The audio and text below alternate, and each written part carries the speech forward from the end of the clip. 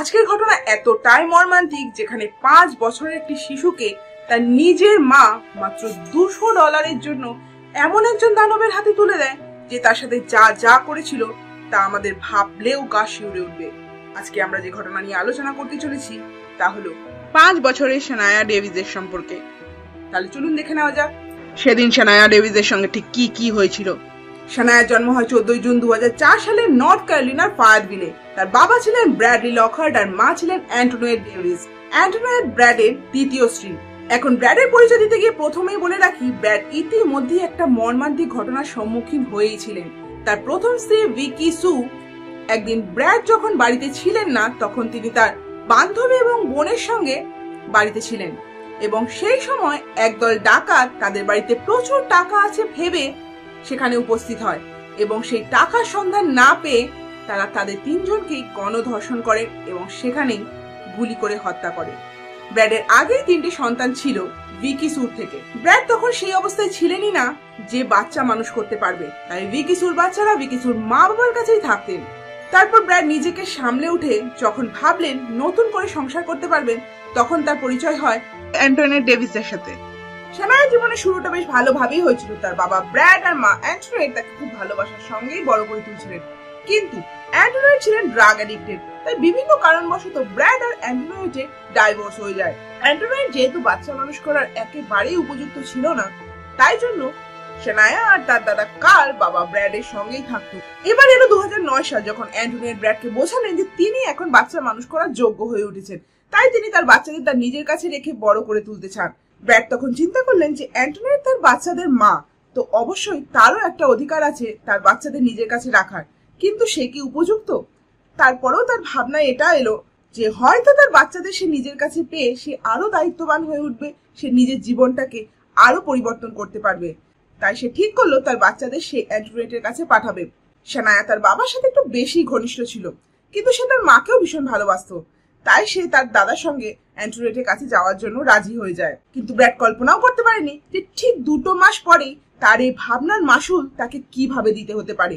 যাই হোক, কার্ল আর তার বোন শানায়া মা অ্যান্টোনিয়েটের কাছে থাকতে চলে গেলে। অ্যান্টোনিয়েট তার বোন ব্র্যান্ডা আর তার বর স্মিথ আর তার সঙ্গে তার 3 ছেলে মেয়ের সঙ্গে একটা ট্রেলার হাউসে থাকতো। এই ট্রেলার হাউস বলতে তোমাদের জানিয়ে দিই, এগুলো ভীষণই ছোট হয় আর সেখানে অনেক লোকের পক্ষে থাকা একেবারেই উপযুক্ত নয়। কিন্তু তারপরেও ব্র্যান্ডা রাজি হয়ে গেল, কারণ সেও চায় তার দিদি তার জীবনের মূল পথে ফিরে আসুক।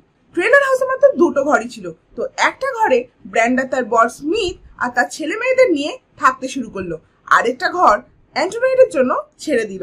এবারে এলো সেই দিন, 10 নভেম্বর 2009। অ্যান্টোনিয়েট হঠাৎই ব্র্যান্ডার রুমে এসে কাঁদতে কাঁদতে বলল যে সে শানায়াকে কোথাও খুঁজে পাচ্ছে না।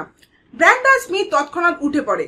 তারা 3 জনে মিলে বাইরে বেরিয়ে যায় আর বাইরে শানায়ার খোঁজ করে, কিন্তু আশেপাশে শানায়াকে কোথাও খুঁজে না পেয়ে তারা আবার ট্রেলার হাউসে ফিরে আসে।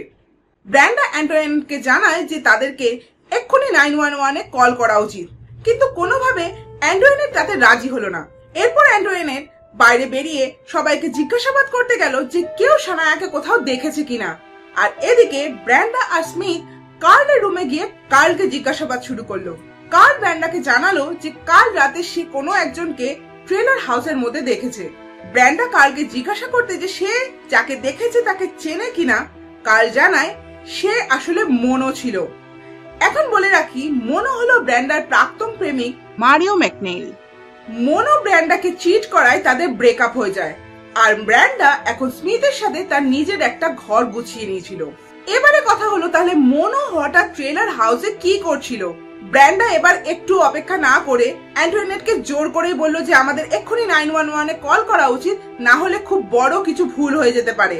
অ্যান্টোনিয়েট এবার ব্র্যান্ডার কথায় বাধ্য হয়েই 911-এ ফোন করে।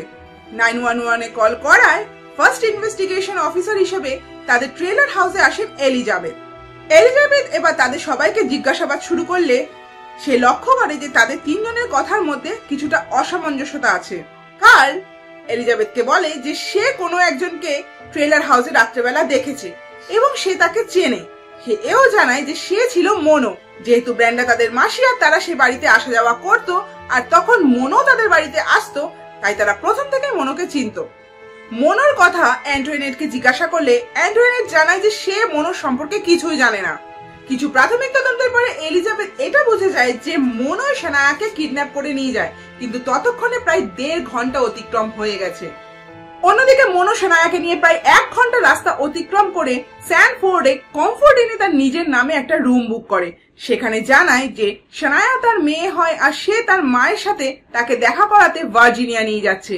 কিন্তু মনো শানায়াকে একটা কাপড়ে এভাবে মুড়ে নিয়ে যাচ্ছিল যে সেখানে বসে থাকা রিসেপশনিস্ট তাকে সন্দেহ করে। এতক্ষণে অ্যামারেলা সবার ফোনে পৌঁছে যায় আর সেখানে থাকা শানায়ার ছবির সাথে হোটেলের ডেস্কে থাকা রিসেপশনিস্ট মনোর কোলে যে বাচ্চাটি ছিল তার সঙ্গে কিছু মিল খুঁজে পায়, কিন্তু তার শিফট তখন শেষ হওয়ার সময়। তাই নেক্সট শিফটে যে এসছে সে তাকে মনোর উপর নজর রাখতে বলে।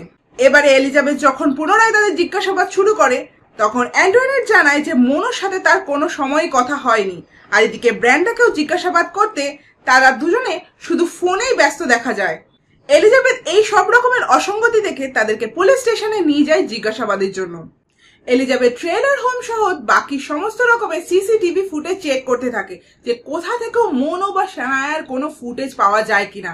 এরই মধ্যে কমফোর্ট ইন থেকে খবর আসে আর সেখানে যেতেই কমফোর্ট ইনের সিসিটিভি ফুটেজ অনেক কিছুই ক্লিয়ার করে দেয়। কমফোর্ট ইনের সিসিটিভি ফুটেজ থেকে এটা দেখা যায় যে মনো শানায়াকে কোলে নিয়েই রুমে ঢুকেছিলেন। তো এটা তো ক্লিয়ার হয়ে গেল যে শানায়া মনোর সঙ্গে সেই দিন ছিল। সেখান থেকে এটাও জানা যায় যে মনো শানায়াকে নিয়ে যখন হোটেল রুম থেকে এক্সিট করছিল তখন সেখানে হাউসকিপিং এর সাথে তার ধাক্কা লাগে।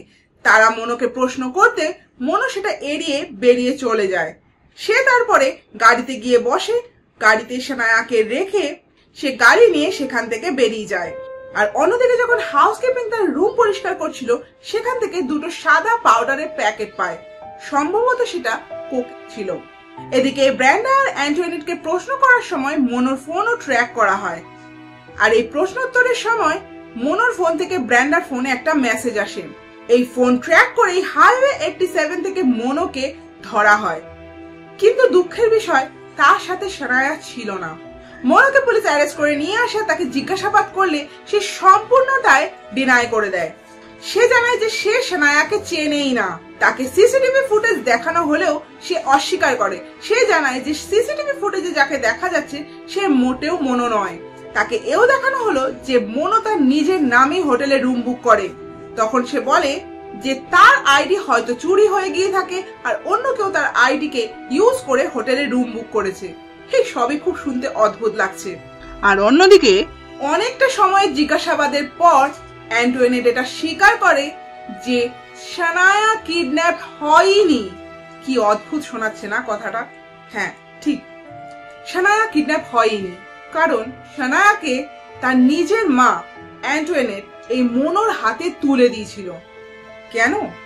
কারণ মনো অ্যান্টোনিয়েটকে কোনো এক সময় $200 ধার দিয়েছিল, সম্ভবত নেশা করার জন্য।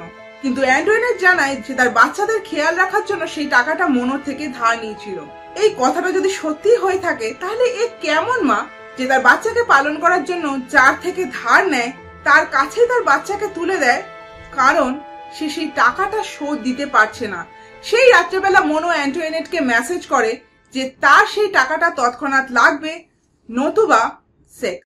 এখন সেই টাকাটা দেওয়ার ক্ষমতা অ্যান্টোনিয়েটের ছিল না। তার বদলে সে দ্বিতীয় অপশনটাকে চুজ করে। 5 বছরের একটা বাচ্চাকে এমন একটা মানুষের হাতে তার নিজের মা ঠিক এই কারণের জন্য তুলে দিতে পারে, ভাবতেও অবাক লাগছে। কিন্তু এটাই সত্যি। অ্যান্টোনিয়েট ভেবেছিল যে মনো শানায়াকে নিয়ে গিয়ে তার কার্যসিদ্ধি করে আবার তাকে ট্রেলার হাউসে ফিরিয়ে দিয়ে যাবে, কিন্তু মনো শানায়াকে নিয়ে যায়, তার সঙ্গে শারীরিক অত্যাচার করে এবং তাকে শ্বাসরোধ করে সেই হোটেল রুমে হত্যা করে। আর সেই নিথর দেহটা কোলে এমন ভাবে নিয়ে যায় যে মনে হচ্ছিল শানায়া তার কোলে ঘুমোচ্ছে। কেউ সন্দেহ করেনি যে মনো শানায়ার বাবা হতেই পারে না। যে বাচ্চাটাকে তারা হোটেল রুম থেকে বের হতে দেখেছে সে তখন জীবিতই ছিল না। অনেকটা সময় জিজ্ঞাসাবাদের পরেও মনো এটা স্বীকার করেনি যে সে শানায়াকে নিয়ে গেছিল। এমনকি সে এটাও স্বীকার করেনি যে সে শানায়াকে চিনত পর্যন্ত। সে মিথ্যের পর মিথ্যে বলে অফিসারদের বিভ্রান্ত করার চেষ্টা করে থাকে। কিন্তু এবারে প্রশ্ন হলো, শানায়া যদি মারা গিয়ে থাকে তাহলে তার ডেড বডিটা কোথায় আছে। কারণ মনো তো কিছু স্বীকারই করছে না, তো সে যে বলে দেবে যে তার ডেড বডি কোথায় আছে সেটা তো বলাই বাহুল্য। এই কেসে সবচেয়ে গুরুত্বপূর্ণ ভূমিকা নিয়েছিল মনোর উকিল।